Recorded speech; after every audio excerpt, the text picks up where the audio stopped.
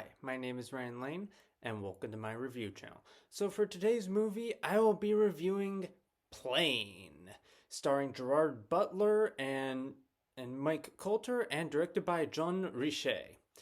Anyway, this film tells the story of Brody Torrance, played by Gerard Butler. Brody, he is an airline pilot stationed in Singapore who is attempting to fly some passengers on a New Year's Eve's flight from Singapore to Tokyo and is hoping to make it in time to Hawaii to spend time with his daughter. Anyway, his flight is made a bit complicated when it's revealed that he will have to transport a convicted murderer named Louis Gaspari, played by Mike Coulter, on the flight. And unfortunately, this turns out to be the least of his worries, as when flying, the plane is struck by lightning, and he is forced to make a crash landing on an isolated island in the Philippines. That just so happens to be run by criminals. So yeah, in for a fun time our protagonists are. So yeah, this film the film is about as simple as its title would suggest. But that's kind of to the film's benefit, or at the very least not to its detriment in this case. Mainly because it's just what it does. It doesn't do a lot, but what it does good enough. The characters have just enough personality that you want them, that you care about their survival. Gerard Butler, he is probably the best performance in the film. Like, the film dedicates a lot of close-ups to him, and he makes him work. Just there's one particular sequence where he's going on about his backstory, and you see a cut, and it cuts to a close-up, and you can just see, all the emotions he's feeling. So it's good performance from Gerard Butler, and he also does a great job of showing the professionalism and no nonsense attitude of this character, whether he's not putting up with characters, passengers' bad behavior, to just working his butt off to make sure they're taken care of and make it out of the situation alive. Really good stuff there.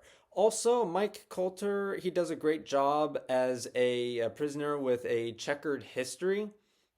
Although, I feel like the film could have maybe explored his backstory just a little bit. I mean, it's sort of weird because, on the one hand, I feel like the mystery does lend itself well to the character, and it perhaps exploring the backstory would have maybe interfered with this film's pretty brisk pace.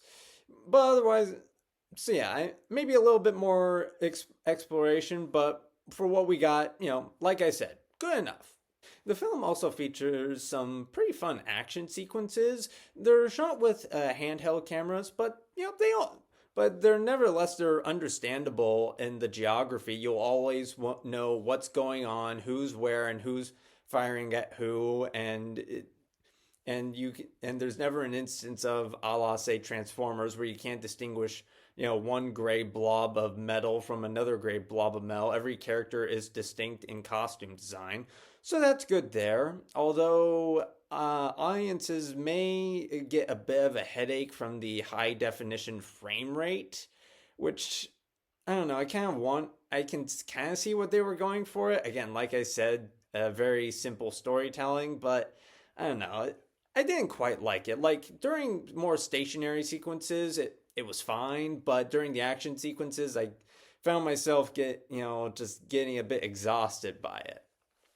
Also, the film features yet another obligatory pseudo one-take action sequence, and I'm getting a little bit tired of it at this point, but it's not done terribly in this movie, and it doesn't outlast its welcome, so that's good there. Also, the villains of this story, with Datu, the main leader of the criminal gang running the island, they have just enough characterization to be more than just generic thug villains, but they're not given too much more. The most three-dimensional writing they do receive is the fact that they seem to rule the island out of incentive and not necessarily out of fear, as in at one point a villager willingly gives up information regarding our protagonist and is rewarded monetarily. So they get a little bit of depth to them, but not too much more beyond that. So overall, despite having storytelling that's as simple as its title, Plane nevertheless delivers thrills thanks to solid performances and fun action sequences. So with all that in mind, I will be giving Plane 3 out of 5 stars. Anyway, thank you for watching. Have a good rest of your day. If you like this review and would like to see more like it, be sure to like and subscribe and leave a comment down below. And for today's comment section prompt of the day, did you like Plane? Why or why not?